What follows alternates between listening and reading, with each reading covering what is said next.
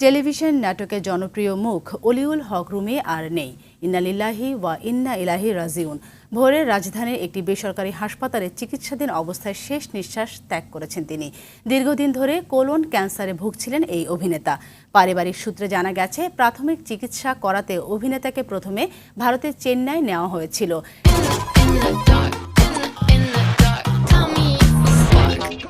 সেখানে চিকিৎসা শেষে রাজধানী স্কয়ার হাসপাতালে চিকিৎসাধীন ছিলেন অভিনেতা। অভিনয়ে 3 দশকের বেশি সময় পার করেছেন রুমি। এই দীর্ঘ সময়ে অভিনয় করেছেন অসংখ্য নাটক ও সিনেমায়। অভিনেতার মৃত্যুতে শোবিজ অঙ্গনে শোকের ছায়া নেমে এসেছে। অভিনয়ের পাশাপাশি দৈনিক ইত্তেফাকের সাংবাদিকতার সঙ্গে যুক্ত ছিলেন তিনি।